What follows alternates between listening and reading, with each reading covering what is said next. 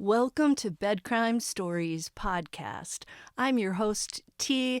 Hi to everybody. I hope you're all doing well. It's Friday. So today I want to talk about all the things that are going on in the Delphi case, and I'm going to break it all down for you. So grab a cup of coffee, tea, or depending upon where you are in the world, a cocktail. It's Friday. Do me a favor, hit that like button. Now let's get started. The arrest of 50-year-old Richardallen, who is facing charges for the 2017 deaths of Libby German and Abby Williams, continues to create shockwaves in the small town of Delphi, Indiana, and beyond. You may recall that 14-year-old Libby and 13-year-old Abby were dropped off at the Delphi Historic Trails for a hike at 1:30 p.m. on the afternoon of Monday, February 13th, a day they had off from school, and they never returned to their pickup point from where Libby's father, Derek, was scheduled to collect them at around 3:30 p.m. After hundreds of searchers turned up to look for the teens on February 13th and into February 14th, teens were found deceased by a volunteer searcher on Valentine's Day around 12:45 p.m. in what has been described as a staged crime scene. The perpetrator, who came to be known as Bridge Guy, is said to have moved the girls and posed them in some fashion.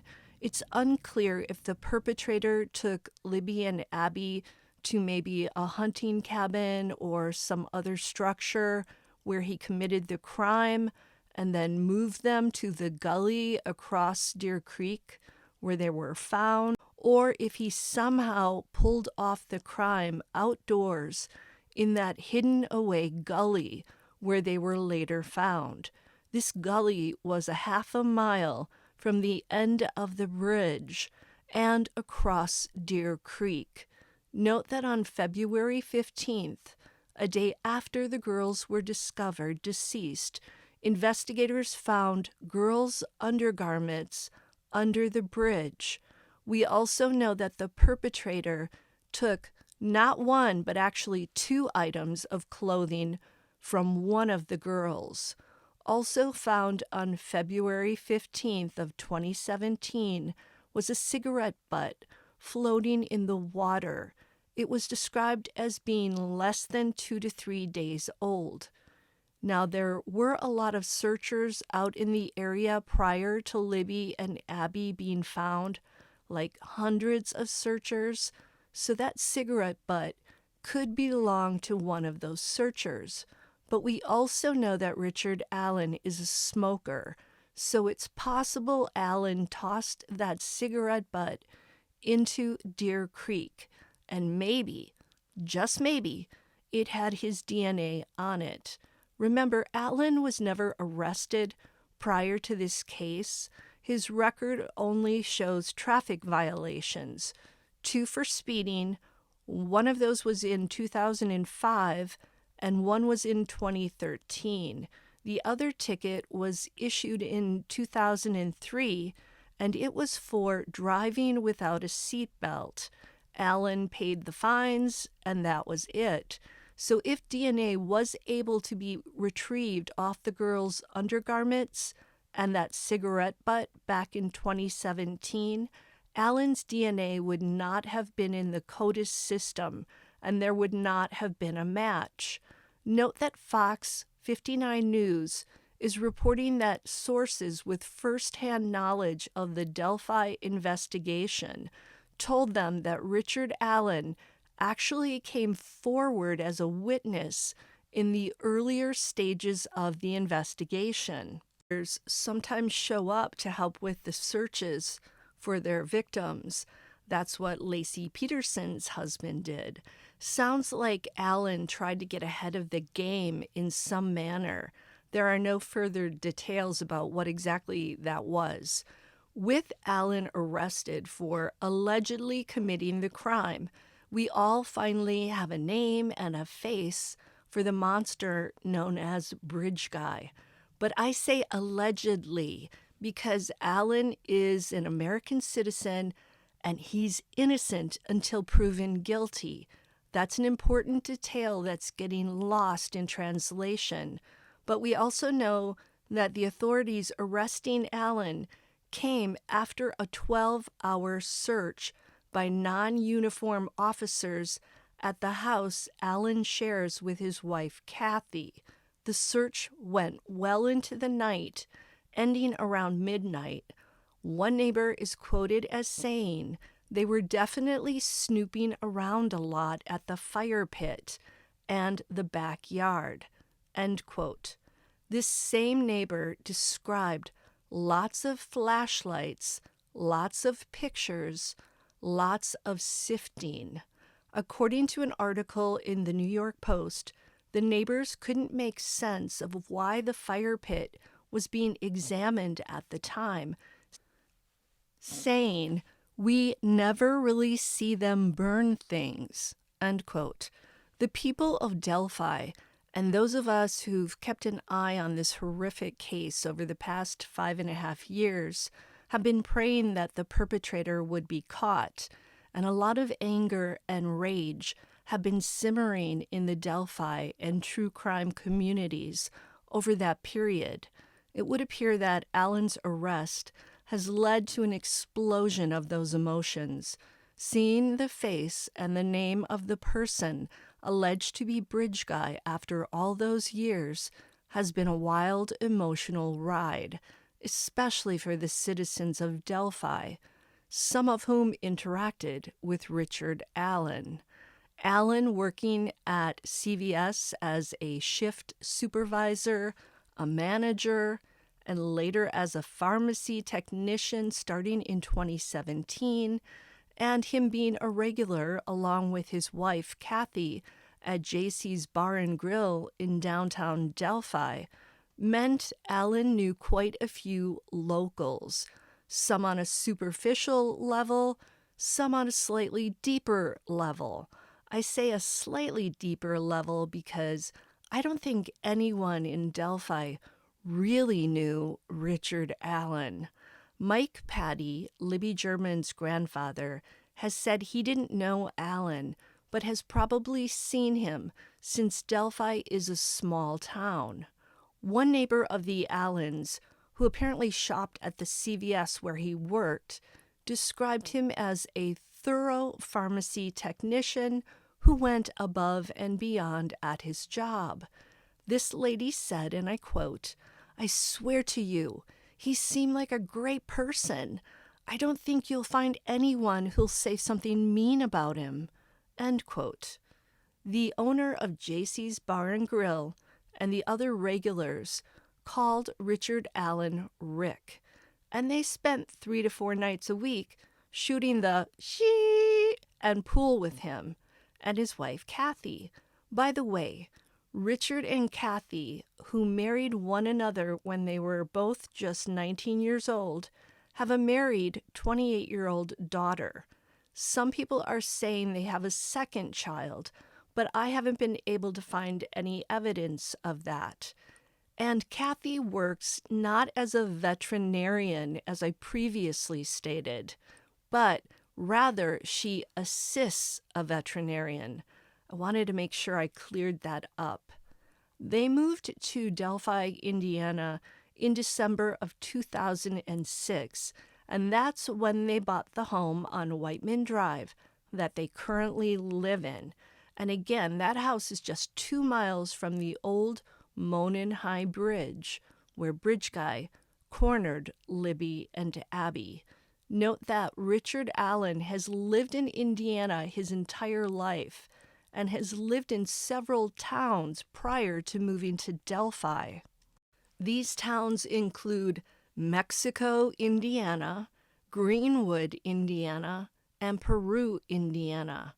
His former address there in Peru was on 2nd Street. Note that 28-year-old Kegan Kline, he's that pasty-faced guy who's into child P and is currently facing 30 child P-related charges in in Indiana also lived in Peru, Indiana. When I Googled, why do I have trouble saying that word? When I Googled directions from Kagan's house in Peru to where Richard Allen lived in Peru, it showed that these two men lived just 3 miles apart by car. Kagan has lived at that address in Peru from 2013 until now. The report I checked doesn't list the dates when Richard Allen lived in Peru. It does make one wonder if somehow Kagan and Richard's paths crossed at some point in Peru. Did they maybe meet after both joining some dark web website devoted to child P? No one from Delphi, at least so far, has said that they suspected Allen of being Bridge Guy. Most have expressed utter shock over his arrest.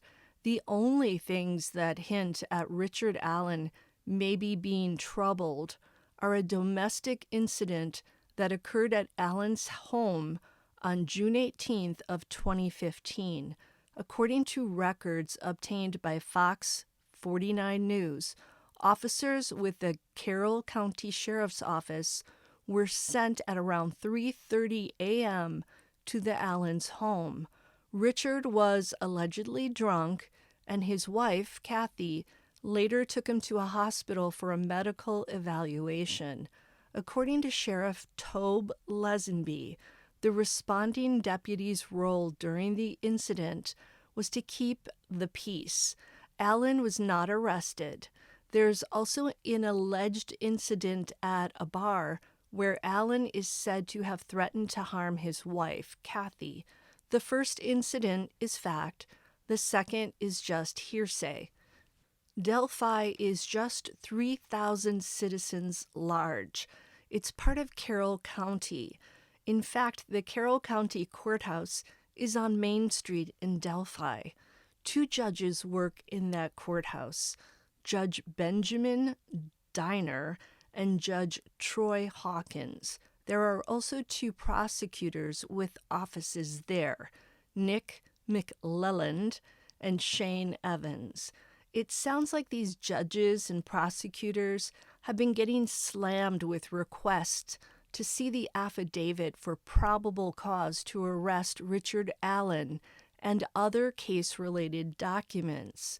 These documents fall under the federal Freedom of Information Act, which is often referred to as FOIA. Normally, police records are considered public records, and thus they must be made accessible to the public. So everyone from an average Joe to a news channel to a YouTube creator can submit a FOIA request to gain access to these records. From what I'm hearing, it's highly unusual for affidavits for probable cause to arrest someone to be sealed and locked down. Now, these documents have been temporarily sealed in this case at the request of the prosecutor, and there will be an upcoming public hearing to decide if the documents should be unsealed. Yesterday, Judge Diner suddenly recused himself from Richard Allen's case. This means that Judge Diner decided that he wants no part in deciding Richard Allen's case and his fate. Superior Court Judge Fran Gull was immediately appointed as a special judge in the case, so Judge Gull will be the one overseeing Richard Allen's trial. Note that a judge can recuse himself or herself from a case without having to explain why, but Judge Diner did express reasons for his recusal. According to WTHR in Indianapolis, Diner says he's been concerned for his family's safety since sealing the court documents in the case at the request of the prosecutor. The judge wrote, and I quote, "While this officer is responsible for the entirety of the circuit court docket, it attempts to ignore the maelstrom of interest from the public. It is known that YouTube already hosts content regarding family members of this judicial officer, including photos. The public's bloodlust for information before it exists is extremely dangerous. All public servants administering this action do not feel safe and are not protected. End quote. So Judge Diner was doxxed, and I think he may also be overwhelmed from all the people and entities wanting to get their hands on any and all public records related to Allen's arrest and the case. I get the feeling the people working in that small town courthouse on Main Street are not used to dealing with a case with this type of worldwide attention. Diner is also the judge who approved a request from Carroll County Sheriff Tobe Lesenby to transfer Richard Allen from the White County Jail to the Indiana Department of Corrections. Diner explained the move, writing, and I quote, "The court finds that Allen is in imminent danger of serious bodily injury or death, or represents a substantial threat to the safety of others." End quote. So Judge Diner was saying that Allen is in danger of possibly getting hurt or worse by other prisoners, and he could also be a threat to others. And apparently when Allen was charged with Libby and Abby's deaths on Friday, October 28th in a private court hearing, he was wearing protective clothing. The authorities aren't taking any chances with their prized pig. They say prisoners who are in the slammer for harming little kids are at the lowest rung of the prison class system, and we know some big-time offenders like Jeffrey Dahmer have died while incarcerated as a result of prison justice. But some people who've been in the slammer tell me that Allen should be safe in prison because he will be kept in a separate area where he will be isolated from other prisoners. I personally want the authorities to keep Allen safe so that he will be forced to face Libby and Abby's families in court. And if he is found to be Bridge Guy and the perpetrator, have his fake mask of Mr. Nice Guy removed to reveal the real Mr. Richard M. Allen. My hope now is that everyone simmers down a bit. Let's allow the judges and prosecutors in Carroll County the time they need to get their documents in order. Nothing is worth jeopardizing Libby and Abby's chances of getting some justice, and the German and Williams families deserve to feel some degree of peace right now, knowing that someone has finally been charged with the crime. They don't need any additional stress worrying about the investigation being jeopardized in any way. And remember, Allen is innocent until proven guilty. Calm the F down, everybody. Until the next time on Bed Crime Stories. Now do me a favor, please hit that like button. Please subscribe to my channel, leave me a comment, and I hope you all have a lovely and safe weekend.